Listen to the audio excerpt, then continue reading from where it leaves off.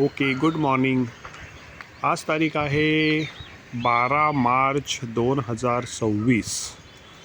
तुम्ही इथे बघताय एक बिल्डिंग आहे आणि एक नारळाचं झाड आहे. हे जे घर तुम्हाला दिसतंय नारळाच्या झाडाच्या मागे, हे मी तुम्हाला दाखवतो. हे आहे मुल्लांचं घर. हे बघा, मुल्लांचं हे घर आहे जुनं. म्हणजे आपण कुठे आहोत? रत्नागिरीमध्ये आहोत. ती जी आहे ती आपली सर्वात पहिली बिल्डिंग झाली होती तिकडे. आणि हा आहे आता आपल्या समोरचा एरिया. हा बघा, इथे आता ही अशी मोठी बिल्डिंग पुन्हा एक नवीन होणार आहे. आणि ही बिल्डिंग ऑलरेडी 2-4 वर्षापूर्वी झालेली होती. तिचं आता नाव मी विसरलो. पण दाखवायचा तुम्हाला जो मूळ मुद्दा आहे तो आहे त्या बिल्डिंगच्या आजूबाजूला असलेलं वातावरण. हे सकाळचे जवळजवळ आता 7:30 वाजत आलेले आहेत आणि तुम्ही बघताय धुकं आहे. रत्नागिरीमध्ये जनरली धुकं आपल्याला दिसत नाही, पण आज बरंच धुकं होतं. सकाळी 7ला आम्ही उठलो तेव्हा. आता ते हळूहळू कमी होतं आहे कारण सूर्यप्रकाश येतो आहे. ही जी तुम्हाला समोर दिसते दिशा, म्हणजे या बिल्डिंगच्या बॅकसाईडचा तिकडनं सन येताना दिसतो आहे, सूर्य. आणि ती आहे पूर्व दिशा. म्हणजे पूर्व दिशा आता ॲक्च्युली मी जर तुम्हाला दाखवलं बघा, मी असा उभा राहिलो, हा बरोबर मी आता समोर उभा राहिलो आहे, तर ही दिशा खरी पूर्व पाहिजे. पण आपली ही एक्झॅक्टली पूर्व नाही आहे. आपली पूर्व अशी थोडीशी तिरकी आहे. म्हणजे ॲक्च्युली मला जर असं उभं राहायला पाहिजे बघा, हे असं घेतलं तर मी सेंटरला बरोबर ही पूर्व येणार आहे. थोडीशी तिरकी आहे. आपण इथे दरवाजा आपला फेसिंग असतो आहे. हा दरवाजा असा माझ्या मते 30 ते 40च्या अँगलमध्ये इकडे आहे पूर्व. पण रत्नागिरीतली बरीचशी घरं ही अशीच दिसतात. इकडे जर तुम्ही बघितलं उजव्या हाताला आपल्या, तर इथे एक ती बिल्डिंग झालेली आहे राजयोग रेसिडेन्सी.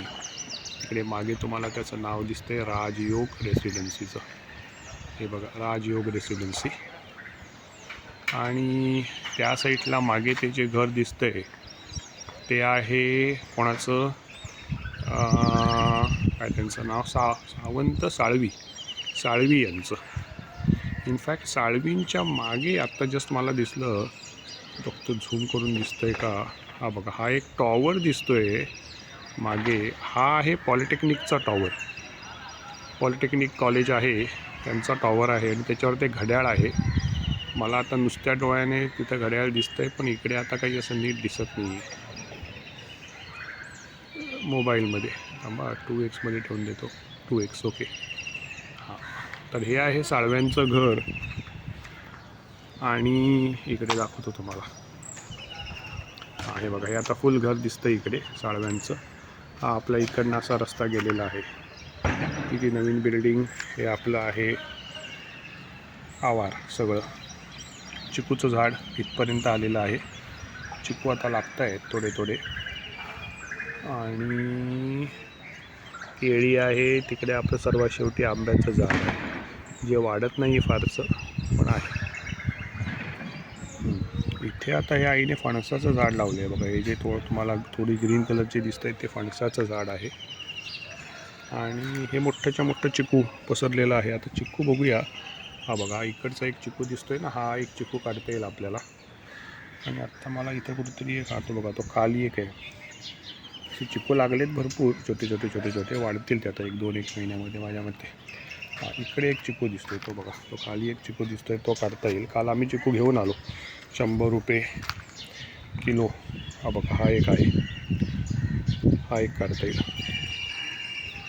ठीक आहे. हे इथे मागे असं आहे, हे त्या येड्याचं घर आहे, मुकादम. हे बघा, मुकादमाचं हे घर आहे. वरती नुसतं चढवून ठेवले, पैसे संपले असतील त्याचे. आणि ही मागे आपली अशी जागा आहे, मुलांचं ते ह्याचं झाड. चिकू बराच मोठा झाला ॲक्च्युली.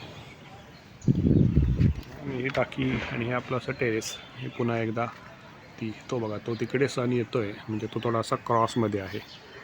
ते नेवरेकराचं घर तिकडे आहे. चलो बाय. कृष्णा इथे बसलेली आहे.